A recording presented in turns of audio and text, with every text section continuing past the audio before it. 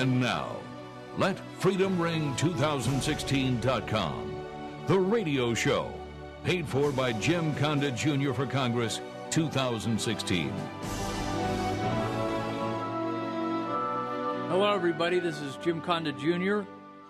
This is my congressional radio show. We'll be on this Sunday and every Sunday for the next 9 Sundays, counting today right up to November 6th election.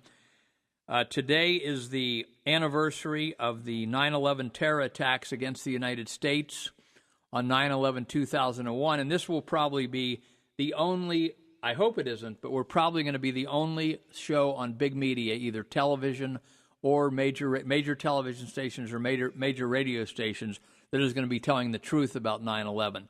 All the rest of the shows are trying to whip you up into a war fever, trying to remember the horrors of the attacks, but misdirecting you on who did them and what happened. And we're going to be talking about that for the next hour. We're intending at the moment to take phone calls at the bottom of the hour. We're on from 2 to 3. And we're taking phone calls. We're intending to take phone calls near the bottom of the hour of those who still believe the 9/11 official cover story promoted by the 5 TV networks and the executive and congressional, executive especially, branch of the government. No one from Congress has dissented either, though. So I have with me today a guest, though, Dr. Kumars Kiani, and it goes by the nickname Dr. Q, to prevent, maybe to save us the embarrassment of mispronouncing his name. Dr. Q is a doctor of philosophy and film and media, and he's an expert on 911. I've done his Echo public access show with him and others a number of times. That's on public access in Kentucky.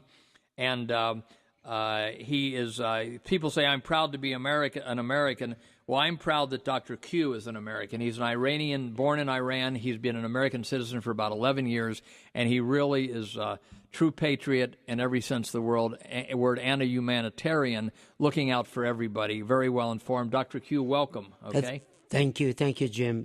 Thank you for having me. Sure. So what I'm going to do now is I'm going to get into what is the main problems with the 9/11 story. First of all, I have to give you the punchline in advance, which is that I'm going to give you the punchline, and most of you are probably going to think I'm nuts. First of all, it is not honoring the victims of 9/11 either that day or since to tell lies and perpetuate lies about what happened. Honoring the victims is telling the truth. And, of course, I've never been to the other side, but those who are on the other side who have died, they are rooting for us to tell the truth, not to hold up a bunch of sleazy, ridiculous lies. When George W. Bush said that we cannot tolerate outrageous conspiracy theories, that's why we don't tolerate his outrageous conspiracy theories and Obama's, that 19 Muslim kids jumped on 4 airplanes, overcame military pilots with box cutters, and then directed by a man on dialysis in a cave in Afghanistan, and then outsmarted the entire $1 trillion United States defense system, which stood down for an hour and a half and did nothing on purpose, directed by Rumsfeld and Cheney and a bunch of others. So that we're going to tell the truth about what happened here, but I want to say that first, that we are not going to dishonor the victims by perpetrating these lies. Now, what's the first lie?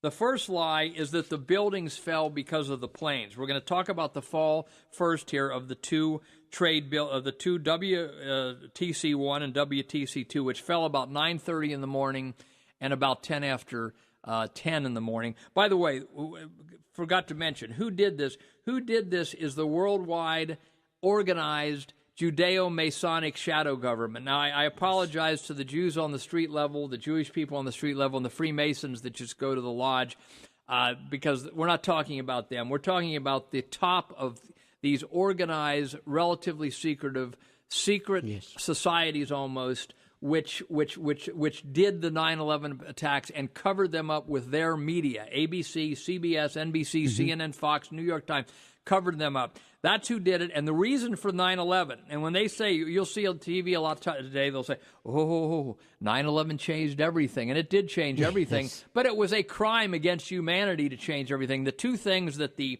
top New World Order, wire pullers, secret shadow government, whatever you want to call them, Illuminati, some call them, what they wanted to accomplish was to, get us in endless wars in the Middle East for Israel to destabilize the other nations around it. And that's the main reason, not oil. Saddam Hussein was not refusing to sell us oil. Neither was Gaddafi. Neither was the Shah of Iran in 1979.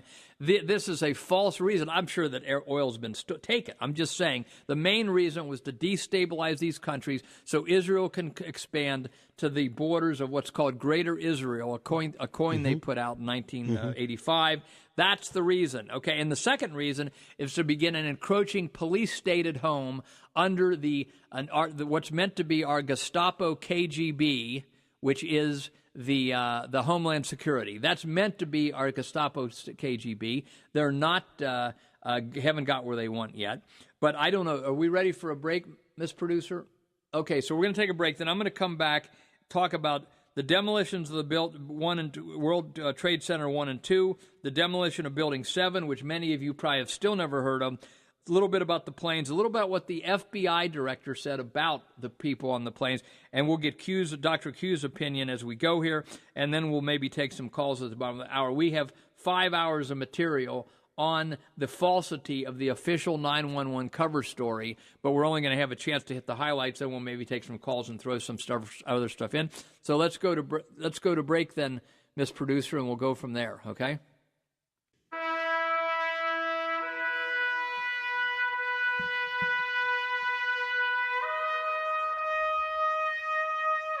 Okay, we're back, and this is Jim Condit Jr., LetFreedomRing.com. The radio show, that's my website. I'm running for Congress. We'll talk about that more in future weeks. We'll talk about our new site, Election Night Gatekeepers, and the potential rigging of this presidential election against Trump and for Hillary Clinton, which we have to try to stop. There's been big developments this week on the talk in the major media about the potential for computer rigging the presidential election. We'll talk about that in future weeks, but this week we're talking about 9/11. My guest here is Dr. Q, and I wanted to go through real quickly the main problems with the 9/11 that are proven wrong. First of all, in New York today, yes, we have the convention of the architects and engineers for 9/11 Truth. It's this weekend. They got an 800-seat auditorium. It's going on now. This is 2,600. It's actually, I think, 2,640 architects and engineers who have come together to say the official 9/11 cover stories about the collapse of the buildings is false by the laws of physics. This is not an opinion. 2,640. AE911truth.org, I believe, is their website. Guess how many scientists there are in an organized group opposing them? Yes.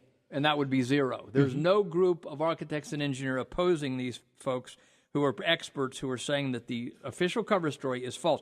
The buildings fell at free fall speed. That's number one. There's no possible way that planes hitting a building of that size or any size that's a steel building could cause the building to collapse. First of all, the heat from the fuel of a airplane gets up to about 1,800 degrees. Get the exact numbers on the ANE911truth.org website. 1,800 degrees, and you need to get like at least 2,400 degrees to even weaken steel, let alone melt it. And remember, when the buildings fell, the steel disappeared. Yes. It isn't that even the whole story is absurd because everything in that building had to be fireproof. Well, I know somebody who delivered furniture and things. The only thing that wasn't fireproof in that building was the paper and the pens. Everything else had to be fireproof. So, and that's number one. Number two is the firemen on tape going up the buildings before they collapsed by controlled demolition and thousands of little explosions that were planted said there's only a few isolated fires. It was not a raging fire in there. That's on tape from the New York Fire Department. Kevin Ryan lost his job and is persecuted from the National Institute of Standards and Technology, NIST, for coming out with a report saying the NIST 9/11 report is on the WTC, the World Trade Center collapse, are false and unscientific. Nobody's refuted him for over 5 years now. On the day of the demolition, Van Romera, a man from the New Mexico Ministries, it's the New Mexico Institute of Mining and Technology. Yes. He said that the buildings could not have collapsed because of planes, because the buildings which he was involved in looking at were built to withstand not only planes but fire. Yes. Right? So then we have the absurd mistake that the powers that be made by handing a script to a reporter of the BBC, Jane Stanley, who on live television on the BBC said the Building 7 at 5:30 p.m. Most people don't even know 8 hours later, Building 7 of 47 stories collapsed like a controlled demolition. She was on TV saying it had already collapsed, when a live shot in the background had the building still standing. The building collapsed 20 minutes after Jane Stanley, reporter for the BBC, said that it collapsed. Yes. So this is absurdity beyond absurdity. And if you look at the film I'll refer people to, among others, is 9/11 Mysteries, which was put out by Sophia Smallstorm. Just put 9/11 Mysteries Sophia. It's in YouTube. It's a documentary, and she shows film of that day, which she shows from the actual networks. Dozens of squibs or explosions happening as the building is collapsed. Last thing I would say about this is engineer Eric Hufschmid said in 2005 or so on this 9/11 Mysteries, he said each floor, there were 47 steel buildings in it's still steel girders, you might say, in that building from top to, it's so big it'd take 5 men to get your arms around one of them if they all locked arms. And he said that also the floors were 1 mile in diameter, and there were bolts, hundreds of bolts on every floor, because people were working on these things. A mile-wide floor, each one of them. You had hundreds of people working on these things and walking around 200 pounds, 300 pounds, 150. Those bolts kept that together. So for the buildings to fall in 8 seconds and 10 seconds, and that's what the 100 stories fall, just like you were dropping a bowling ball, it dropped that fast. To fall in free fall motion like that, he made the point on the documentary that something had to blow apart all those super bolts at once on all 104 floors. This was a controlled demolition. You can see it on the film. You can see the buildings explode. It isn't a controlled demolition like we saw in Cincinnati on Riverfront Stadium. You can see the buildings explode, not collapse of the two, 1 and 2 World Trade Towers. Yes. The 7-story building at 5:30, which no plane hit, that collapsed just like a controlled demolition. So, Dr. Q, any thoughts at this point on the collapse of the buildings? Oh, absolutely, absolutely. One of the biggest scientific issue that I come across is the potential energy versus the kinetic energy based on the E is equal mc square, formula in physics. The question is, where did all the energy come from? Like, how did the potential energy converted to that kind of kinetic energy?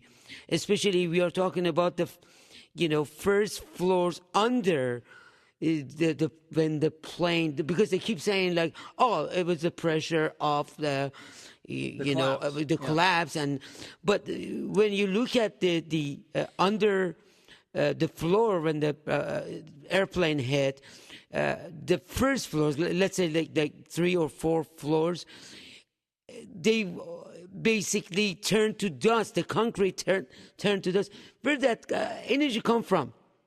Yeah, because it didn't just be in little pieces. Dr. Robert Schuller of the Crystal Cathedral went there, and it was in all the major media that he said everything looks like powder dust. Yeah. Now, if concrete and all that collapses, you got a lot of pieces. Yes. But this was powder dust. Yes, exactly. It's you need tremendous amount of energy. And we see it. It's not like we don't see the dust at the end. We see it right, in the beginning of the building, the first floors that is under the real hit, and then real explosion, as they call it. Yeah. And then the other question that, I just wanted to point out, debunking the debunkers, the so-called debunkers, is that they say, well, the fire, the fuel, turn the iron to kind of like, weaken iron, and that's what happened. And, the question of the bolts and other things that keeping the building and the steel irons together got, kind of weakened, and that's how it happened. Okay, I understand the floor that hit, but airplane might have something that you're talking about. Mm-hmm. But how about the rest of the building? Yeah. How about the rest of the floors? How about, it's not like the steel, column should have held everything, together, and should have prevented of the building collapsing all the way to the first floor, to the ground zero. Yeah. That just doesn't make any sense to not a physicist, to any person with common sense. You don't have to even be an educated person, right, to actually work things out. And then the other thing is the spherical iron, basically particles inside of the dust and concrete. Where did they come from? If it was just Are we talking fire. About the nanotechnology? Not only that. The what do they call it? Was it thermite? Thermite, which is an explosive, was found all over the dust. Yes, yeah. But not only that, we are talking about even the spherical droplets of steel. Yeah. The only thing that could turn this, spherical particles, steel particles, is number one, steel should have turned to liquid, the molten iron, and then number two, the air usually turns these, particles in form of a sphere. Yeah. The air, but you need tons of air. You need an explosion basically to get that kind of spheres. Yeah, and the people don't know this because the five big TV news divisions didn't report it enough anyway. They suppressed it if it was reported at all. There was molten steel burning from September 11th to like December 15th. Yes. 2 months later, molten steel burning, and underneath the floors, the firemen and the rescuers had to keep changing their boots because the rubber boots were melting because what they're doing. So this all shows a tremendous. And then if you watch 9/11 Mysteries or many other things on the internet, for heaven's sakes, you see that there's tons of explosions in the basement. Yes. When the planes hit simultaneously. So this was a controlled demolition. No way around it. You have to be anti-science and anti-mind. You have to be against human thinking once you look at the facts to believe in the official cover story, which was to be, these 19 Muslim kids jumped on the plane. By the way, and so we're going to have to go to a break here in a second. Then I'm going to come back, and thank you for that excellent analysis there, Dr. Q. And then we're going to come back a little bit on the planes and cell phones, and then we'll go to call 749-5500. If anybody still believes in the official story, and the official 9/11 cover story put out by ABC and NBC and the five big networks, call in and tell us why you believe it, because I want to know. You haven't been paying attention. Okay, we're going to go to break, Miss Producer, and then we'll be back for the second half of the show.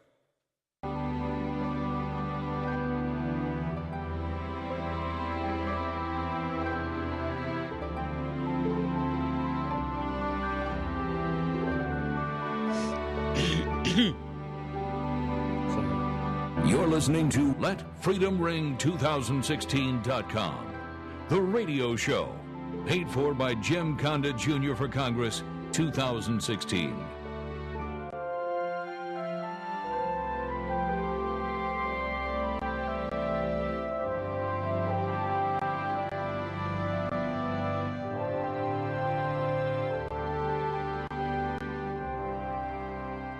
Okay, this is Jim Condit Jr. We're back. I'm running for Congress. That's how we get this radio show on the air. We'll be here for the next 9 weeks, counting today up till November 6th, every Sunday from 2 to 3. Today we're discussing 9/11. due to the anniversary, and we're as I say, I hope not, but we're probably the only show on major TV or radio that's telling the truth. Now, we just went over the impossibility of the cover story that the planes fell from the buildings fell from the planes hitting it and the fire that would have been caused by the planes. Impossible. The heat could never get enough to even weaken steel, let alone melt it, let alone make it disappear, which happened in the top 104 stories. Dr. Q is with me as the guest, and we're going to just cover a few other things. And anybody that still believes in the 9/11 cover story, we're not going to be mean to you, but we will counter your arguments to the best of our ability. But you can call 513-749-5500. People are listening on the internet all over the country. We put out the word. We'll have probably a number of listeners there. And locally, 749-5500, if you still believe the 9/11 official cover story put out by Bush, Obama, and the big media. Now, I want to mention briefly here on the planes. First of all, there is no evidence that any Muslims were on these planes. There was the cell phone calls, which were faked. You could not make cell phone calls from a plane at 30,000 feet at that time. Even at 5,000 feet, Dr. Dudney of Canada did many studies, and they found that even at 5,000 feet, you keep losing the tower because you got to be up to a tower, and the plane's going so fast. I was up in those years, and so were others, historian David Irving and others. You turn on your cell phone, and you get no service, of course, because you're too high. If you get near the airport, you get service. Yes. But that's when you're landing. So under oath in the Massari trial, which was about, I guess, 8 years ago, Barbara Honecker, who was a top researcher for Reagan, she worked with Reagan every day from 1981 to 85 in the White House. She then defected from the establishment, kind of say became a whistleblower in many ways. And she said that in that trial, the official stance of the FBI and the American Airlines under oath was that Barbara Olson's cell phone call never happened. That was supposedly to her husband. And that was the first cell phone call put out the night of the event or the next night, I can't remember. And that's where we got the idea that there were Muslim hijackers with box cutters. That's the only place is from these non-existent cell phone calls. True. And as I say, Dr. Gary North, who some of you may have heard of, he put out the puzzle of the passenger list and said, somebody help me explain why none of the hijackers that they put on TV with like Olin Mills style pictures one day after it happened, like they took them in a studio and knew who they were already. Somebody tell me how in the world we could have a situation where American Airlines and United Airlines published the passenger list. Not one of the hijackers was on that, and that list stood for 20 days before they pulled it down. So there's no cell phone calls. There's no proof that there's any Muslim hijackers or Muslims on the planes. And who said that? Not just me, who's repeating it. The FBI director, Robert Mueller. Listen to this now, everybody. Robert Mueller, March 2002, 6 months after the event, was at the Commonwealth Club in San Francisco, which is like the Queen City Club here in Cincinnati, prestigious club. And in his talk, he said, "We do not know who was on those planes. We may never know who was on those planes." Was this a cry for help from the FBI director trying to tell everybody this is all a hoax? Yes. How did it happen then? It happened probably by remote control planes. Either, people have different theories, but either the remote control was built into those planes and it took it over and crashed the planes into the building with the passengers, but more likely the planes were told to land and then the drones took over. And that's probably what happened, and then all the passengers was killed. People say, well, what happened to the passengers? Well, what happened to Jimmy Hoffa's body? If we're not in on the crime, we don't necessarily know what happened. But a remote control technology back then in 2001, October 6th, was exposed how it works by Carol Valentine. Her website is public-action.com. Look at Operation 9/11, No Suicide Pilots, and I also have on my website, LetFreedomRing2016.com, the documentation section. Go down to the 9/11 section and you'll see this. And again, don't miss 9/11 Mysteries by Sophia, Sofia, on YouTube. So there's and if you were going to do, and by other websites on this is I want to give out two, or standdown.net and 911insidejob.com. So let's talk about the stand down. For 2 hours between 8:30 and 10:30, the NORAD, the North American Radar Defense, whatever it's called. I don't remember the thing. It's our defense, our air defense. Stood down and did nothing. They did nothing for 2 hours. They were on coffee break for 2 hours. This is their whole job. These planes from Boston or wherever they came from that hit the World Trade Tower, according to the official story, was flying wildly off course for hours. Now, it took them like 21 minutes to get up to golfer Payne Stewart's plane when everybody went unconscious due to a hole in the plane, and they got up there in 21 minutes. But when the country's allegedly under attack from these planes at the World Trade Center, planes at the Pentagon, and the plane over Pennsylvania, nobody goes up for 2 hours, letting everything happen. So there's no way that Osama bin Laden or the 19 alleged Muslim hijackers who were the Lee Harvey Oswald patsies, some of them existed. They existed. They were probably killed that day too. Yeah. There's no way they could make our defense services, trillions of dollars, stand down. So the other website besides standdown.net is 911insidejob.com, and that one, no dashes, 911insidejob.com. Okay? So those are where you look. Now, Doctor, before we go on, if anybody still believes in the official cover story for 9/11, call us at 513 is the area code if you're out of town, 513-749-5500. We're not going to treat you bad. Would love to hear why anybody out there still believes in the 9/11 cover story, which means you haven't. Okay, it looks like we might have a call. That's good. But first, Dr. Q, you comment on this last round of material. No, you're absolutely right. And just wanted to point out, even Osama bin Laden himself, denied any connection to, the attack. And why in the whole world Osama bin Laden, the Islamic crusader, would say that? And even his lookalike denied it. Yeah, as I said, he kept doing videos and he kept getting younger and younger in these crazy videos. Exactly.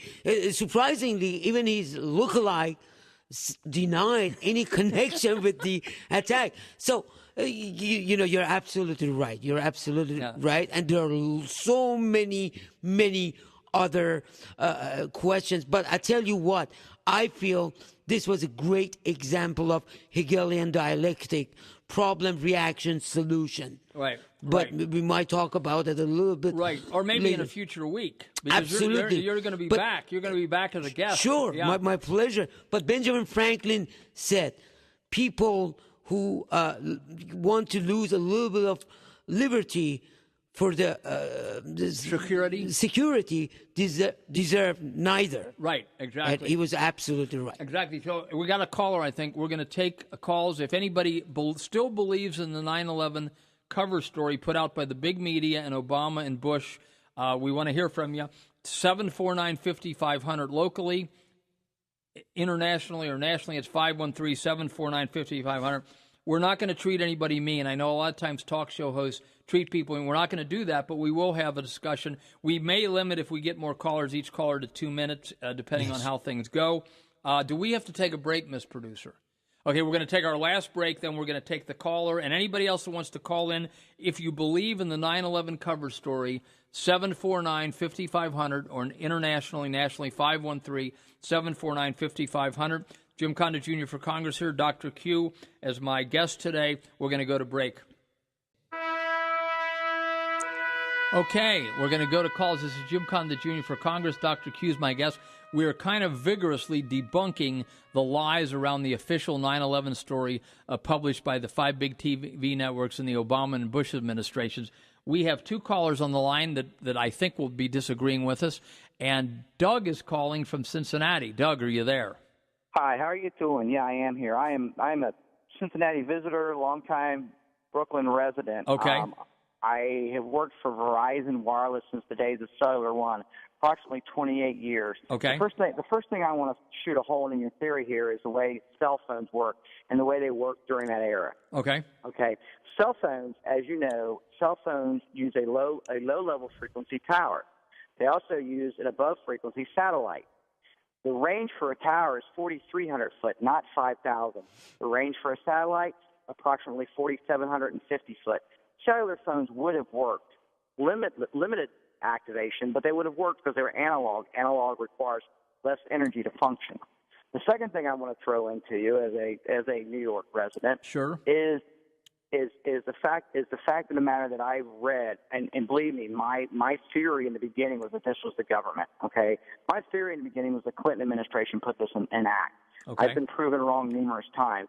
I appreciate the fact that people want to get on here and they want to shoot their opinions out, but I think that it's tasteless to do it on today's date, especially the 15th year anniversary.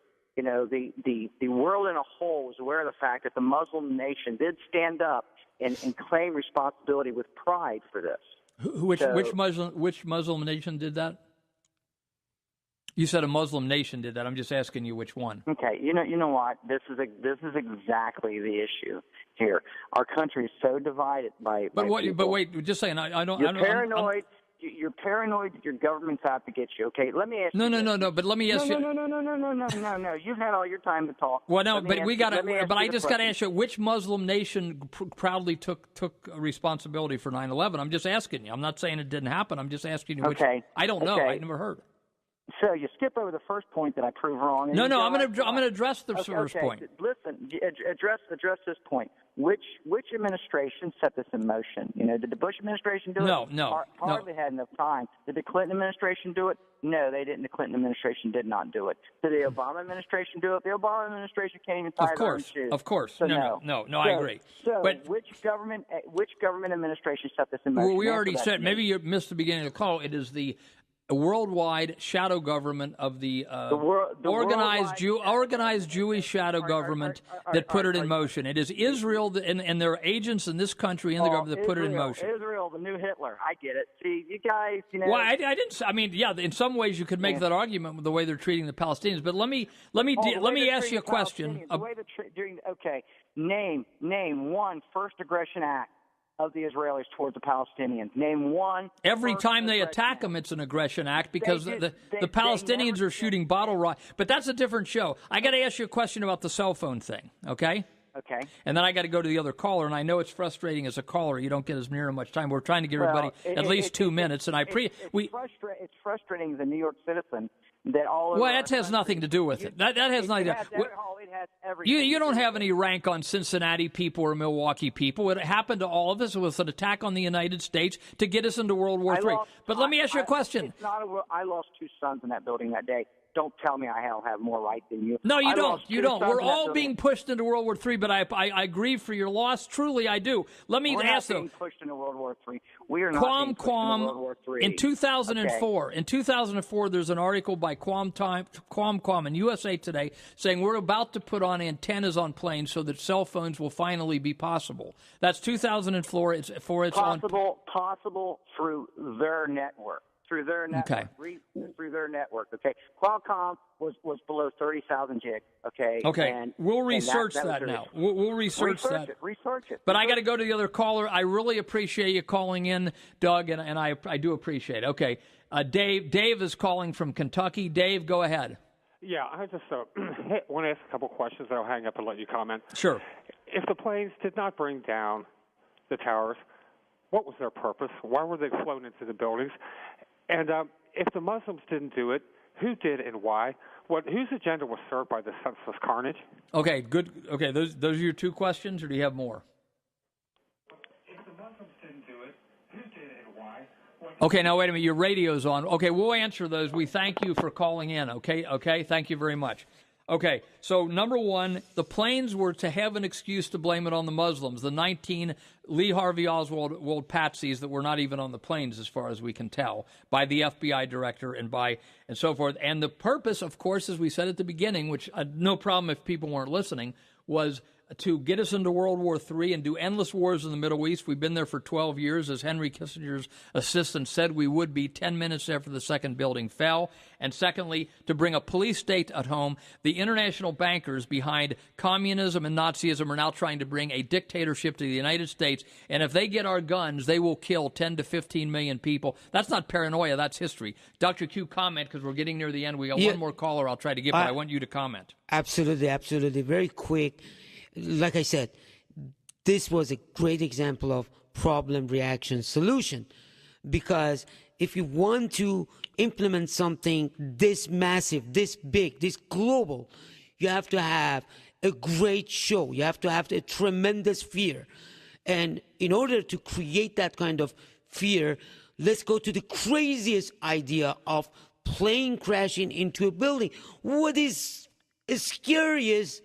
I mean, it's scarier than that scenario, like in the world, like plane going to the building, you know. Yeah. Okay, so let's try. We got Jamie is calling from Cincinnati. Jamie, go ahead. We only have a few minutes, but say what you need to say. Yeah, good afternoon. Hi. My question is, if it was an airplane that hit the Pentagon, where is the evidence that the wingspan hit the building? One of the most, in the world, the most heaviest videoed and photographed place on this planet. Mm-hmm. Mm-hmm. Thank you. Thank you for bringing that up. Where is, and there's only one snippet of video on that you can ever find.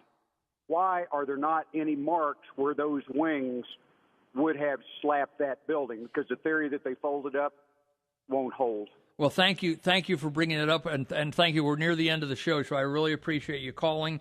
Thank you very much, Jamie. That brings up PNAC, the Project for the New American Century. Yes. They said we need a new Pearl Harbor, which appeared in Time magazine a week before 9/11. And when the trade towers were hit on 9/11 15 years ago, Michael Savage, one of the Jewish talk show hosts, was on the air screaming, "This is your Pearl Harbor. This is your Pearl Harbor." So they got their Pearl Harbor, but I say they did it. We gave you the websites. Go to Let Freedom Ring. 2016.com. I got 2 hours of speeches on there about this subject, the motive, everything else. Dr. Q, thank you very much. We got 3 minutes to the show. Thanks for coming in. Thank you for having me. We'll have you back. We got 8 more weeks. I appreciate it. Thanks, everybody, for calling, the 3 folks that called and others that I'm sure would love to take calls for an hour if we can figure out how to get on for 2 hours on Sunday, but I don't know if we can. Okay, so we're going to end here. This is Jim Condit Jr., and I'm going to give the wrap-up of some things. Now, we'll be on not only today, but we on the next 9 Sundays from 2 to 3 under the Reasonable Access Law. I'm a congressional candidate. The stations must carry the congressional candidates' ads and shows if you can pay for them. So that's why this is on here. This is not WKRC putting this programming on or iHeart. This is them having to comply to the Reasonable Access Law for congressional candidates, just so you know. We'll be back next week. And I would like to invite all of you to tell your friends. We will probably have some of these shows up on YouTube eventually. I wanted to let you know also that if you go, and if you got where you can get a pen, write this down. If you're not familiar with all this information, we not only cover this subject, we cover a lot of subjects. And website is Let Freedom Ring, 2016.com. Go to the documentation tab, okay? And that's what will happen. Now, we are getting near the end of the program here. I mean, literally the literal end. So this is Jim Condit Jr. for Congress. We'll see you next week, 2 o'clock p.m. Eastern Standard Time for those around the country, 2 p.m., of course, in Cincinnati and Greater Cincinnati on WKRC. You can listen around the country at 55KRC.com. So we thank you for listening. This was our 9/11 true tribute to the victims, getting the truth out of what the purpose and cause was and the modus operandi of 9/11. We thank you for listening. Jim Condit Jr. again. Go to LetFreedomRing2016.com, and we'll see you next week.